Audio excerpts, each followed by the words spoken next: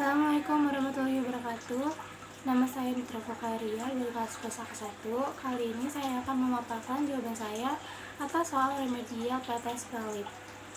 Yang pertama, soalnya jelaskan ciri-ciri penting lingkungan pemerintah yang perlu dipertimbangkan dalam menetapkan tujuan akuntansi dan pelaporan keuangan.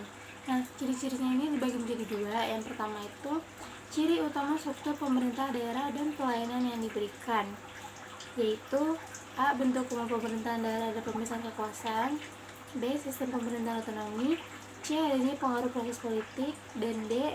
Hubungan antara pembayaran pajak dengan pelayanan pemerintah daerah.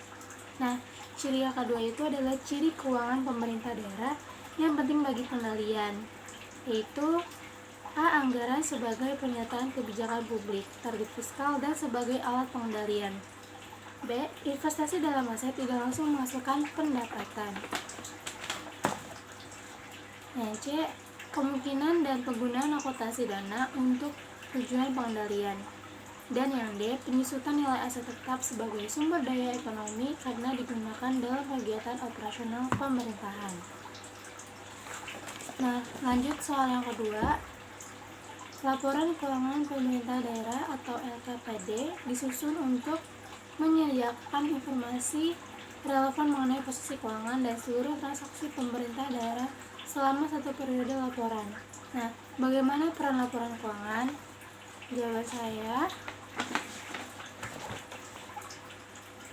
laporan keuangan berperan sebagai penyedia informasi yang relevan mengenai posisi keuangan dan seluruh transaksi yang dilakukan oleh pemerintah daerah, membandingkan realisasi pendapatan dan belanja dengan anggaran yang telah ditetapkan, menilai kondisi keuangan, menilai efektivitas dan efisiensi, dan membantu menentukan ketaatannya terhadap peraturan perundang-undangan.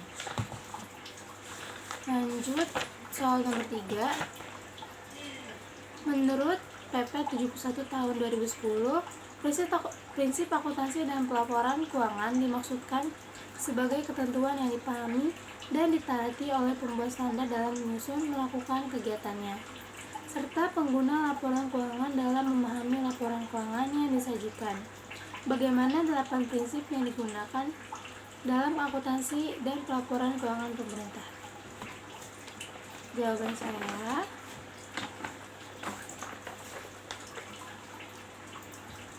prinsip tersebut yang pertama adalah basis akuntansi, yang kedua prinsip nilai perolehan, yang ketiga prinsip realisasi, yang keempat prinsip substansi mengunggah, yang keempat prinsip substansi mengungguli formalitas, yang kelima prinsip periodisitas, yang keenam prinsip konsistensi, yang ketujuh prinsip pengungkapan lengkap, yang kedelapan prinsip penyajian wajar. Lanjut soal terakhir, yaitu soal nomor 4. Bagaimana bentuk-bentuk laporan keuangan yang komprehensif dan dilaksanakan pada tingkat konsolidasi di tingkat PPKD?